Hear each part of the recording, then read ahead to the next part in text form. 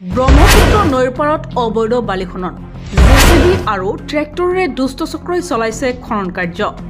দক্ষিণ হালমাৰা মানকাছৰ জিলাৰ হুকচৰ থানা আৰু দক্ষিণ হালমাৰা থানাৰ অন্তৰ্গত হাজিৰহাট গাঁও পঞ্চায়তৰ আকেন্দেশ্বৰ, দালুৱামাৰী, টাকিমাৰী আৰু ৰাভাতাৰী গাঁও পঞ্চায়তৰ হলিয়া আদিকে ধৰি বিভিন্ন ঠাইত নৈপৰীয়া অঞ্চলত অব্যাহত আছে অবৈধ বালি খনন কাৰ্য।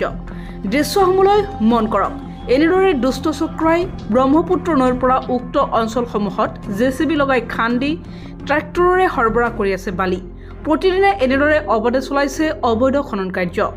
যি সময়ত চৰকাৰে লাখ লাখ টকা ব্যয় কৰি নদীখনৰ গৰাখহনীয়া প্ৰতিৰোধ কৰাৰ বাবে কাম কৰি আছে, আনকি বিভাগীয় মন্ত্ৰী পীযুষ হাজৰিকাই আজি দক্ষিণ হালমাৰা মানকাছৰ জিলাৰ ব্ৰহ্মপুত্ৰ নদীৰ গৰাখহনীয়া অঞ্চল পৰিদৰ্শন কৰি আছে, তেনে সময়ত পৰিলক্ষিত হৈছে একাংশ ভূ মাফিয়াই নদীৰ পৰা অবাধ বালি খনন কাৰ্য অব্যাহত ৰখা কাৰ্যই চিন্তিত কৰি তুলিছে নৈপৰীয়া ৰাইজক। সংশ্লিষ্ট বিভাগৰ অনুমতিবিহীনভাৱে ৰাজহ ফাঁকেদি কেৱল ধন বল আৰু বাহুবল প্ৰয়োগ কৰি দুষ্ট চক্ৰই ধাৰাবাহিকভাৱে চলাই আহিছে এনে লুণ্ঠন কাৰ্য।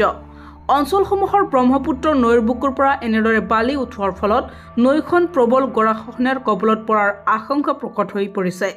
এতিয়া প্ৰশ্ন হয়, বন বিভাগ আৰু দুৰ্যোগ ব্যৱস্থাপনা বিভাগে উক্ত বালি খনন কাৰ্যত কেনেধৰণৰ ভূমিকা গ্ৰহণ কৰি আছে, এয়া এক ৰহস্যৰ বিষয়। এইটো বোৱালি পাটটো জেগা হয়, ব্ৰহ্মপুত্ৰ নদীৰ কাষতেই আছে আৰু যিবিলাকৰ মাটি আছে, মেম্বাৰ হওক আৰু সাধাৰণ পাব্লিকেও হওক, নদীৰ কাষেৰে পৰা এতিয়া বহুত দূৰ লৈ যায়। যাইখিনি যেতিয়া বৰষুণ আহে সেই গাঁৱৰ মানুহবিলাক থাকিব নোৱাৰে। তাৰ কাৰণে আমালোক আন্দোলন কৰি আছোঁ। এইটো বন্ধ হ'ব লাগে। প্ৰশাসনৰ দ্বাৰাই হওক আৰু চৰকাৰী যিকোনো পদক্ষেপে হওক, যাতে ব্ৰহ্মপুত্ৰৰ কাষৰ পৰা কোনো মাটি ল'ব নোৱাৰে। তাৰ কাৰণে মই চৰকাৰৰ তৰফত অনুৰোধ জনাইছোঁ। ইয়াত মানে নদী বান্ধৰ কাম চলি আছে নেকি? নদী বান্ধৰ কাম চলি আছে, আৰু কৰিব নেকি এনেকুৱা শুনা পাইছোঁ। প্ৰচুৰ কাম চলিয়ে আছে। মানে এফালে কাম চলিছে, আনফালে মাটি ঘূৰি আছে।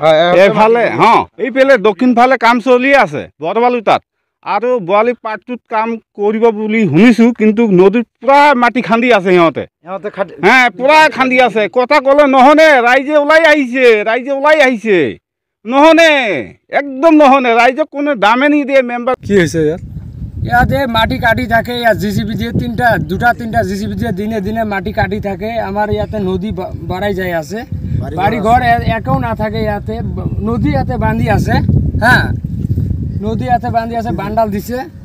আৰু এইবিলাক আমাৰ ৱাৰ্ডৰ নম্বৰ, এইটো ই কাম কৰি